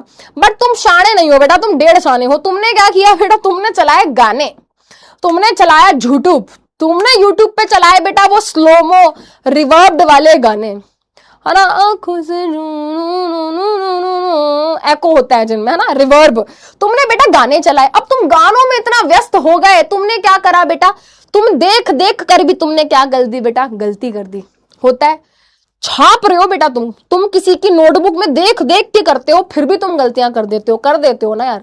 बताओ गलतियां हो जाती हैं, गलतियां होती हैं या नहीं होती हैं, जल्दी बताओ। होती है, हाँ ऑब्वियसली मैम होती है। गलती किसी से भी हो सकती है मैम, गलतियां किसी से भी हो सकती हैं। Very good. तो हमारे सेल से भी हो जाती है भाई, हमारे सेल से भी हो जाती है गलती। तो जब वो एक डुप्लीकेट डीएनए बना रहा होता है, जब वो एक डुप्लीकेट डीएनए बना रहा होता है तो उससे थोड़ी गलती हो जाती है, एरर्स हो जाते हैं, है ना। एरर्स ड्यूरिंग डीएनए कॉपिंग, डीएनए की कॉपी बनाते बनाते क्या हो गए, एरर्स हो गए, जिसके कारण क्या हुआ बेटा, जिसके कारण डुप्लीकेट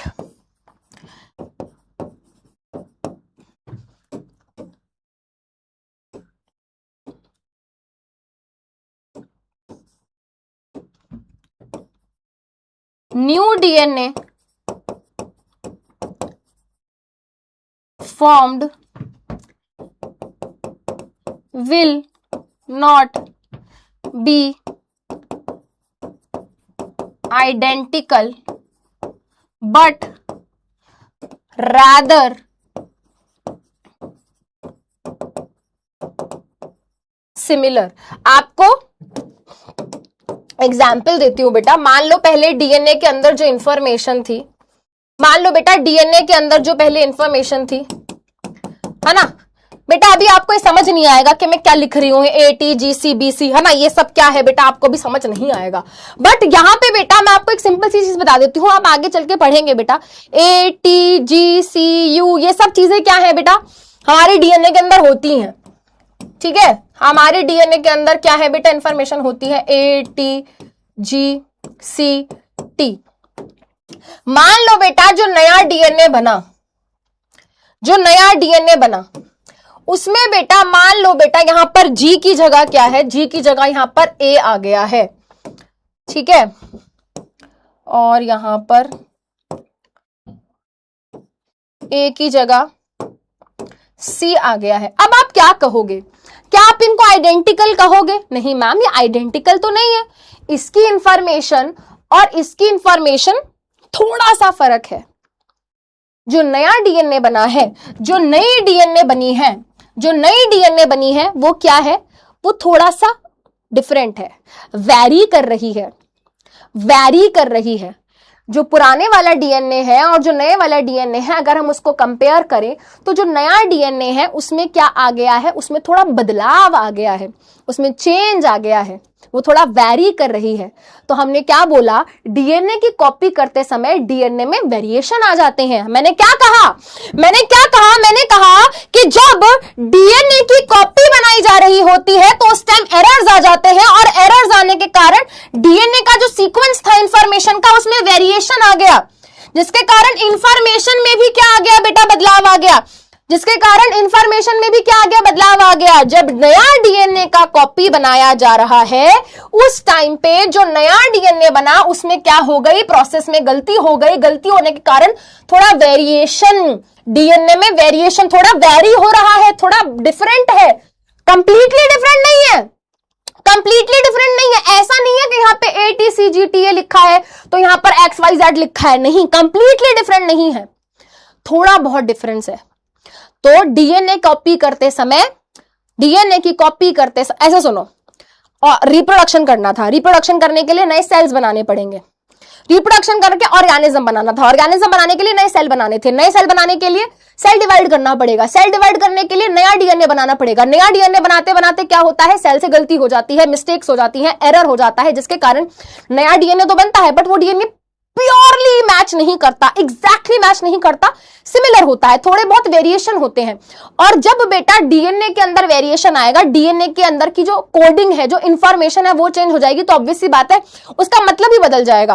बेटा कोड का मतलब समझते हो ना, कोड मतलब बिल्कुल मैच होना चाहिए, तभी वो इफेक्ट देखने को मिलता है। जैसे कि बेटा अगर मैं बोलूं कि भाई, है ना, अगर मैं बोलूं कि भाई मेरे, मैं क्यों बताऊं तुम्हें अपना पासवर्ड, भाई मान लो बेटा मेरे फोन, मैं क्यों बताऊं, मान लो बेटा मेरे फोन का पासवर्ड है, क्यों बताऊं मैं, सोचो बेटा तुम्हारे फोन का पासवर्ड है 7289, ठीक है, तो बेटा ये कोड डालोगे तो ही फोन खुलेगा ना, अगर ये कोड नहीं डालोगे, ये इंफॉर्मेशन नहीं डालोगे तो फोन नहीं खुलेगा। एग्जैक्टली कोड बहुत ज्यादा इंपॉर्टेंट है बेटा, कोड ऊपर नीचे हो गया ना तो बेटा फिर भी फोन नहीं खुलेगा। आप ऐसे सोचो, मैं 8 की जगह यहाँ पे अगर 0 लिख दूं तो क्या मेरा फोन खुलेगा? नहीं खुलेगा। तो code is very important. Code अगर थोड़ा सा भी बदलता है बेटा तो उसका मतलब बदल जाता है, कोड अगर थोड़ा सा भी बदलता है तो उसका मतलब बदल जाता है। तो सेम चीज होती है बेटा, यहां पर क्या है, इंफॉर्मेशन बदलती है, कोड बदलता है, जिसके कारण नए कैरेक्टर्स देखने को मिलते हैं। फॉर एग्जाम्पल बेटा मैं आपको इसी में एक एग्जाम्पल दे देती हूं, इसी में एग्जाम्पल दे देती हूं। मान लो बेटा जब ये वाली इंफॉर्मेशन होती है तो सेल इस वाली इंफॉर्मेशन को रीड करके, सेल इस वाली इंफॉर्मेशन को रीड करके क्या करता है, सेल इस वाली इंफॉर्मेशन को, सेल इस वाले कोड को, इस वाली इंफॉर्मेशन को रीड करके क्या करता है, ब्लैक आईज बनाता है। बट बेटा इंफॉर्मेशन मैच नहीं कर रही, तो मान लेते हैं बेटा इंफॉर्मेशन बदल गई, तो यहां पर अब इस केस में क्या होगा बेटा, इस केस में ब्राउन आईज बनेंगे। इसी के कारण बेटा क्या होता है, आपको कैरेक्टर देखने को मिलते हैं। तो सिंपल सी बात हमने यहाँ पे क्या सीखी, सिंपल सी बात बेटा हमने ये सीखी कि जब रिप्रोडक्शन करते हैं तो नए सेल्स बनाने पड़ेंगे, नए सेल्स बनाने के लिए नया डीएनए और नए सेल ऑर्गेनेल्स बनाने पड़ेंगे। अब जब नया डीएनए बनेगा तो उस टाइम पे कुछ मिस्टेक्स होंगी, मिस्टेक्स होने के कारण क्या होगा, डीएनए में कुछ बदलाव, वेरिएशन आएगा, थोड़ा डिफरेंस आएगा, डीएनए के सीक्वेंस में जो इंफॉर्मेशन का सीक्वेंस है वो मैच नहीं करेगा, जिसके कारण नए कैरेक्टर्स देखने को मिलेंगे। वेरी गुड, ठीक है। अब बेटा जो मैं आपको बता रही थी कि भाई ये जो डीएनए में चेंज आता है ये कैसे आया, ये मैंने आपको बता दिया। अब डीएनए में चेंज आता जा रहा है, आता जा रहा है, आता जा रहा है, और देखो बेटा आज इसका हम परिणाम देख रहे हैं। तो आज हम ऐसे क्यों दिख रहे हैं, आज हम ऐसे क्यों दिख रहे हैं, क्योंकि आज से लाखों साल पहले बेटा जो ऑर्गेनिजम्स रहे होंगे, हमारे जो पूर्वज रहे होंगे, उन्होंने बार बार रिप्रोड्यूस किया होगा, और रिप्रोड्यूस किया होगा तो है ना, नया डीएनए बनाया होगा। नया डीएनए बनाते टाइम डीएनए में कुछ चेंजेस आए होंगे, और वो चेंजेस क्या होते गए बेटा, वो चेंजेस उस ऑर्गेनिज्म को हेल्प करते गए बदलती हुई एनवायरनमेंट में अडेप्ट करने में। बदलती हुई, आपको पता है बेटा हमारे दिमाग की क्रेनियल कैपेसिटी बड़ी है। पहले हमारे पास अंगूठा नहीं होता था, धीरे धीरे बेटा वो स्टोन वो आए, फिर अंगूठा बना, ठीक है। आज से लाखों साल पहले अगर हम फॉसिल्स देखें तो बेटा अंगूठा ही नहीं था। अभी कर रहे हैं, ज्यादा देर नहीं, बस 10 मिनट और रुक जाओ। तो बेटा ये जो डीएनए में चेंजेस हुए, इसके कारण जो वेरिएशन आए, बहुत सारे वेरिएशन क्या होते हैं, यूजफुल होते हैं। देखो बेटा ये बहुत यूजफुल वेरिएशंस हुए, काम वाले वेरिएशंस हुए। इन वेरिएशंस ने हमें हेल्प करा। ये जो बदलाव आया, वेरिएशन का मतलब होता है बदलाव, ये जो बदलाव आया बेटा ये हमारे लिए यूजफुल साबित हुआ, तभी तो आज हम इवॉल्व हो पाए हैं। बट जरूरी नहीं है बेटा कि वेरिएशन हमेशा यूजफुल हो, जरूरी नहीं है वेरिएशन हमेशा यूजफुल हो। ये क्या है बेटा, ये है मौत। मौत नहीं बेटा, मौत नहीं जो तुमको बोर्ड एग्जाम्स के बारे में सोच सोच कर आ रही है, मौत आ रही, वो नहीं बेटा, मौत कीड़ा होता है, मौत, ठीक है। अब मान लो बेटा ये क्या है, ये एक मौत है ना। इसने कहा कि चलो रिप्रोड्यूस कर लेती हूं, रिप्रोड्यूस कर लेती हूं। इसने रिप्रोड्यूस तो कर लिया, अब सेम चीज हुई बेटा, रिप्रोडक्शन करा तो नए सेल्स बनाए, नए सेल्स बनाने के टाइम पे इसने क्या करा, नया डीएनए बनाया। अब वो नया डीएनए बनाया तो उसमें कुछ एरर हो गया, नया एरर हो गया तो डीएनए की इंफॉर्मेशन बदल गई, डीएनए की इंफॉर्मेशन, डीएनए की कोडिंग बदल गई, जिसके कारण बेटा इसका क्या हो गया, डीएनए की इंफॉर्मेशन ही बदल जाएगी तो इसका कैरेक्टर बदल जाएगा, क्योंकि हमारी सारी इंफॉर्मेशन तो डीएनए में। तो इसके अंदर की क्या चेंज हो गई बेटा, इसके अंदर का डीएनए चेंज हो गया। डीएनए चेंज होने के कारण क्या हो गया बेटा, इसका कलर अब इससे ये हो गया है ना।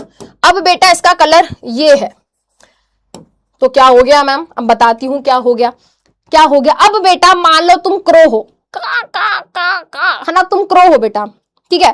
तुम बेटा अपना भोजन ढूंढ रहे हो, ठीक है। तो तुमको दूर से बेटा कौन सी, है ना, 1 या 2, बेटा दूर से तुम किसको स्पॉट करोगे, जल्दी बताओ।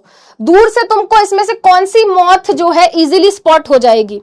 तुम खाने की तलाश में घूम रहे हो, खाने की तलाश में घूम रहे हो, अरे भाई कुछ तो मिल जाए खाने को, सुबह से ब्रेकफास्ट नहीं हुआ है, 1-2 कीड़े मकोड़े मिल जाते तो मजा ही आ जाता। एग्जैक्टली ये भाई दूर से चमकेगी यार, ये दूर से चमकेगी, और ये दूर से बिल्कुल नहीं चमक रही है बेटा, दूर से तुमको ये दिख जाएगी, है ना, दूर से तुमको बहुत इजीली तुमको क्या है बेटा, ये दिख जाएगी, अलग से ही चमक रही है। तो भाई धीरे धीरे क्या होगा, इनका तो नुकसान हो गया। अरे भाई साहब ये तो नुकसान वाली बात हो गई। ये जो कलर चेंज हुआ, ये जो बदलाव आया, ये हमेशा यूजफुल नहीं होता, ये तो बेटा इसके लिए नॉन यूजफुल हो गया। धीरे धीरे धीरे क्या होगा बेटा, धीरे धीरे क्या होगा, आसपास के जितने भी ब्लैक कलर वाले मौत होंगे बेटा क्या होंगे, डिसअपियर हो जाएंगे, क्योंकि कौवे उनको खा खा के खत्म कर देंगे। तो ये तो भाई नुकसान हो गया, हमारा तो पहले वाला ही रंग बढ़िया था। तो जरूरी नहीं है कि हमेशा क्या हो बेटा, वेरिएशन यूजफुल हो। द वेरी लास्ट पॉइंट हमारी एनसीईआरटी के अंदर बेटा क्या दिया हुआ है, एक एग्जाम्पल दिया है, उसको भी फटाफट से एक बार डिस्कस करते हैं। मान लो बेटा हमारे पास क्या है, मान लो बेटा हमारे पास क्या है, हमारे पास एक पॉन्ड है, हमारे पास एक पॉन्ड है ना। पॉन्ड में क्या होगा, ऑब्वियस सी बात है गाइस, पॉन्ड में पानी होगा, ठीक है। और मान लेते हैं बेटा ये पॉन्ड क्या है, ये पॉन्ड किसी फैक्ट्री के पास है, बहुत सारा धुआं निकल रहा है, ओके। अब ये फैक्ट्री वाले लोग बिल्कुल भी अच्छे नहीं है, ये क्या करते हैं बेटा, ये टाइम टू टाइम क्या करते हैं बेटा, अपना बहुत सारा वेस्ट यहाँ रिलीज करते हैं। ठीक है, चलो बेटा अभी नहीं कर रहे, अभी ये भूल गए हैं, इन्होंने 1 महीने से कोई भी वेस्ट पॉन्ड में नहीं छोड़ा है। ठीक है, चलो अब मान लेते हैं बेटा कि हमारे पास क्या है, हमारे पास इस पॉन्ड के अंदर क्या है बेटा, कुछ बैक्टीरिया पाए जाते हैं। हमारे पास इस पॉन्ड में कुछ बैक्टीरिया पाए जाते हैं जिनको हम मान लेते हैं स्पीशीज ए, जिनको हम मान लेते हैं बेटा स्पीशीज ए। और ये क्या कर सकते हैं बेटा, ये टॉलरेट कर सकते हैं temperature let us say of 15 degree Celsius to 25 degree Celsius. ये इतनी डिग्री टेम्परेचर में क्या कर सकते हैं, मेंटेन कर सकते हैं। फिर क्या हुआ बेटा, ऑब्वियस सी बात है, बैक्टीरिया है, रिप्रोड्यूस करेंगे अपने जैसे और नए इंडिविजुअल बनाएंगे। फिर एक दिन क्या हुआ बेटा, इसमें से 1-2 बैक्टीरिया ने रिप्रोड्यूस करा, है ना, उन्होंने क्या किया भाई, उन्होंने रिप्रोड्यूस करा। अब जब उन्होंने रिप्रोड्यूस किया तो क्या हो गया बेटा, डीएनए में वेरिएशन आ गया, है ना, रिप्रोडक्शन करा बेटा, नया सेल बनाया, नया सेल बनाने के चक्कर में उन्होंने नया डीएनए बनाया। और जो अब नए बैक्टीरिया बना, अब जो नया बैक्टीरिया बना उसका डीएनए थोड़ा अलग था।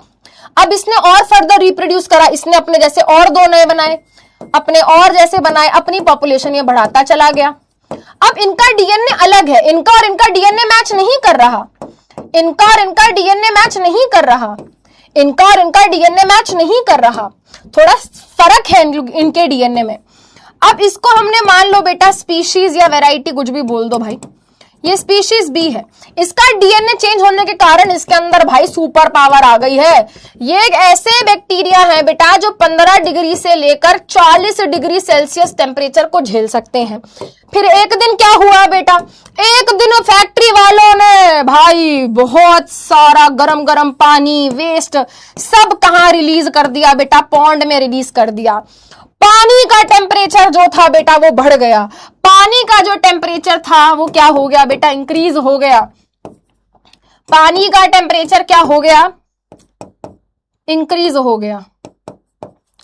टेम्परेचर क्या हो गया बेटा, इंक्रीज हो गया। अब वो इस पॉन्ड का जो पानी का टेम्परेचर है बेटा लेट अस से हो गया है 38 डिग्री सेल्सियस। इसमें से बेटा कौन सी स्पीशीज सरवाइव करेगी, तुम्हारा ऑप्शन ए ऑप्शन बी, जल्दी बताओ कौन सी स्पीशीज सरवाइव कर जाएगी, जल्दी से बताओ कौन सी स्पीशीज सरवाइव कर जाएगी, कौन सी स्पीशीज सरवाइव कर जाएगी। एकदम से क्या हो गया बेटा, एनवायरनमेंट में कुछ बदलाव आ गया, एनवायरनमेंट में कुछ चेंजेस आ गए। पहले टेम्परेचर कुछ और रहता था पानी का, बट एकदम से बेटा फैक्ट्री वालों ने अपनी करके ही माने, फैक्ट्री वालों ने भाई दहकता हुआ गरम गरम हॉट वाटर रिलीज कर दिया पानी के अंदर। सारी मछली भागने लग गई, क्या करें, बैक्टीरिया बेचारा अपनी जान बचा के भाग रहा है, मैं क्या करूं। तो पानी का टेम्परेचर क्या हो गया, 38 डिग्री सेल्सियस हो गया। Very good ma'am, 38 degree Celsius में ये तो सरवाइव कर ही नहीं पाएगा क्योंकि ये तो सिर्फ 25 डिग्री तक झेल सकता है, ये सरवाइव कर जाएगा। तो बेटा बदलती हुई एनवायरनमेंट में ये सरवाइव कर गया, ये अडेप्ट कर गया, धीरे धीरे ये क्या कर गया, अडेप्ट कर गया। Very good. तो आप मुझे बताओ बेटा, अगर ये डीएनए में बदलाव ना आया होता तो क्या ये सरवाइव कर पाता? आप कहोगे नहीं मैम, ये इसीलिए सरवाइव कर पाया क्योंकि इसके डीएनए में बदलाव आया, इसके डीएनए में चेंज आए और कहीं ना कहीं उस वेरिएशन के कारण ही, उस डीएनए में बदलाव आने के कारण ही क्या हुआ, ये बदलती हुई एनवायरनमेंट में खुद को अडेप्ट कर पाया और सरवाइव कर पाया। तो ये चीज बेटा बहुत ही अच्छे से स्थापित और एस्टैब्लिश है कि आज से नहीं बेटा, आज से नहीं, लाखों सालों से बेटा ये जो ऑर्गेनिजम्स हम देखते हैं ना, धीरे धीरे इवॉल्व हुए हैं, कहीं ना कहीं उनके डीएनए में जो चेंजेस आए थे, उन चेंजेस ने उन ऑर्गेनिजम्स को हेल्प करा सरवाइव करने में। आज क्यों हमको बेटा वो ऑर्गेनिजम्स देखने को नहीं मिलते जो आज से लाखों साल पहले थे? या तो वो सरवाइव नहीं कर पाए या फिर वो धीरे धीरे चेंज हो गए। आज हमको बेटा, है ना, आज हमको बेटा क्या पढ़ा हमने, डीएनए में चेंज, डीएनए क्या है, डीएनए कैसे ट्रांसफर होता है, डीएनए में चेंज कैसे आता है, और उसके बाद ये बहुत इंपॉर्टेंट आखिरी स्लाइड है बेटा, इसके बाद कुछ नहीं है। है ना। तो बेटा what is variation? Variations are the difference. Variation क्या होता है? डिफरेंस होता है किसी भी कैरेक्टर का जो किसी ऑर्गेनिज्म के अंदर देखने को मिलता है। जैसे कि बेटा एक कैरेक्टर है, जैसे कि एक कैरेक्टर है बेटा यहां पर क्या? टेम्परेचर टॉलरेंस, है ना, टेम्परेचर टॉलरेंस। इसका और इसका टेम्परेचर टॉलरेंस अलग है। ये 15 से 25 डिग्री टॉलरेट कर सकता है, ये 15 से 40 डिग्री टॉलरेट कर सकता है। तो क्या यहाँ पर वेरिएशन है? यस मैम, वेरिएशन तो है, फर्क तो है। हम तुम अलग है, फर्क है, फर्क है, फर्क है, ठीक है। तो फर्क है, ये जो फर्क होता है ना कैरेक्टर्स का, ये जो फर्क होता है कैरेक्टर्स का, ठीक है, इसी को वेरिएशन बोलते हैं, ठीक है। और ये नहीं बेटा कि किसी को भी किसी से कंपेयर कर रहे हो। मैम मेरी आंखें तो मेंढक से मैच करती हैं। नहीं बेटा, सेम स्पीशीज, ह्यूमन को ह्यूमन से कंपेयर करो भाई, मेंढक को मेंढक से करो, भेड़िए को भेड़िए से करो, लोमड़ी को लोमड़ी से करो, ठीक है। तो सेम स्पीशीज को कंपेयर करना है। मैम मेरी आंखें तो उदबिलाऊ जैसी हैं, ऐसा नहीं बेटा, है ना, समझ गए। अब इसका सिग्निफिकेंस क्या है, ये इंपॉर्टेंट है बेटा, दिस इज इंपॉर्टेंट।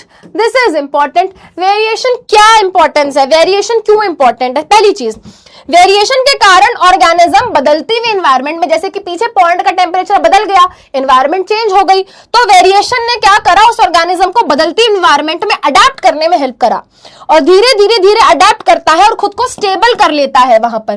तो वेरिएशन क्या है? स्टेबिलिटी प्रोवाइड करता है स्पीशीज को, और कहीं ना कहीं जब ऑर्गेनिज्म उस एनवायरनमेंट में स्टेबल हो जाता है तो वो सर्वाइव कर पाता है। भाई मैं अगर बेटा धीरे धीरे बहुत ही गर्मी में रहने लगूं तो धीरे धीरे मेरी बॉडी क्या होगी बेटा, वहां पे स्टेबल हो जाएगी, और धीरे धीरे मैं वहां सर्वाइव कर जाऊंगी। बट अगर मेरी बॉडी खुद को स्टेबल नहीं कर पा रही है, मैं उसको नहीं झेल पाऊंगी, तो मैं मर जाऊंगी। फिर तुम्हें बायो कौन बढ़ाएगा? इसलिए मैं नहीं मर रही हूं, ठीक है। चलो, variation provide stability and there बेटा क्या है, धीरे धीरे बदलाव आता है और इवॉल्व भी होता है, ठीक है। और उसके अलावा बेटा सेम चीज, जब डीएनए में चेंजेस आते हैं, वेरिएशन आते हैं, उसके कारण नई वेराइटीज बनती हैं, जैसे कि यहां पर हुआ बेटा, जैसे कि यहां पर हुआ,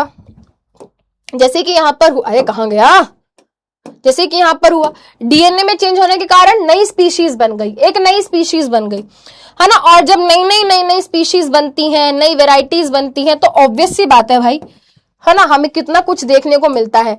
अब मैं आपको एग्जाम्पल देती हूं बेटा, आपने रोज हो गया बेटा, क्लास खत्म हो गई है, क्लास खत्म हो गई। आपने देखा होगा बेटा रोज को, येलो रोज भी होता है, पिंक रोज भी होता है, रेड रोज भी होता है, ब्लू रोज भी होता है, व्हाइट रोज भी होता है, ब्लैक रोज भी होता है, तो अलग अलग है सब रोज ही बेटा, बट थोड़ा बहुत सब में डिफरेंस है। क्यों? क्योंकि थोड़ा थोड़ा डीएनए सबका अलग है, ठीक है। अब एक और एग्जाम्पल देती हूं बेटा, अगर हम देखें बेटा तो हम सब ह्यूमन बींग्स हैं, बट बेटा अगर तुम खुद को चाइनीज लोगों से या जापानीज लोगों से या अमेरिकन लोगों से या अफ्रीकन लोगों से या यूरोपियन लोगों से कंपेयर करोगे तो क्या तुम एग्जैक्टली सेम दिखते हो? नहीं बेटा, सबके डीएनए में थोड़ा थोड़ा वेरिएशन है, थोड़ा थोड़ा क्या है बेटा, डिफरेंस है, इसलिए हम सब लोग क्या है, सेम नहीं दिख रहे हैं, ठीक है।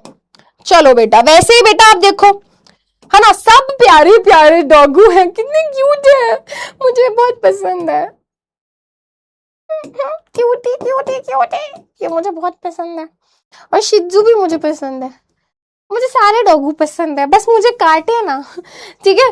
तो बेटा सब डॉग्स हैं, सबके अंदर डीएनए है, बट सब सेम क्यों नहीं है? क्योंकि थोड़ा थोड़ा डीएनए में सबका डिफरेंस है, ठीक है गाइस। अब हम नेक्स्ट क्लास में पढ़ने वाले हैं एसेक्सुअल रिप्रोडक्शन।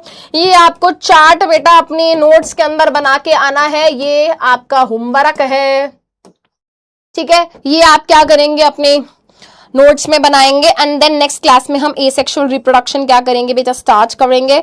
एग्जाम्स आ रहे हैं बेटा, ठीक है, एग्जाम्स आ रहे हैं, क्वेश्चन प्रैक्टिस पे ध्यान दो, life process, control and coordination, बहुत सारे क्वेश्चन प्रैक्टिस करोगे, क्या होगा बेटा, ऑब्वियस सी बात है, फायदा होगा। क्वेश्चन बैंक ले लो भाई, ठीक है। अभी फिर देर से जागोगे, फिर रोते फिरोगे कि बताया नहीं, तो बता दिया है भाई, क्वेश्चन बैंक ले लो क्वेश्चन प्रैक्टिस करने के लिए। Only thing which can save you right now is question bank. चलिए बेटा, तो आज की क्लास यहीं पे करते हैं खत्म। That's all for today's class. I love you all and I am feeling so happy. After such a long time हमने एक नया चैप्टर स्टार्ट किया है, एंड तुम सभी बच्चों ने बहुत ही प्यारे प्यारे, है ना, तुम सच में बहुत प्यारे बच्चे हो यार, मैं तो तुम्हें खामखा ऐसा बुरा इंसान मान रही थी, तुम तो बहुत अच्छे, तू तो देवता निकला रे। तो भाई आज की क्लास हम यहीं पे खत्म कर रहे हैं। Thank you so much. I hope आज की क्लास भी आपने हमेशा की तरह एंजॉय करी होगी। अगर आज की क्लास में सब कुछ अच्छे से समझ आया तो प्यारे प्यारे सनफ्लावर्स एंड प्यारे प्यारे पूकीज एंड प्यारे प्यारे सब कुछ बना दो बेटा। एंड अब हम मिलेंगे नेक्स्ट क्लास में। नेक्स्ट क्लास में हम एसेक्सुअल रिप्रोडक्शन पढ़ने वाले हैं। चाचा bye bye. Okay bye bye bye bye.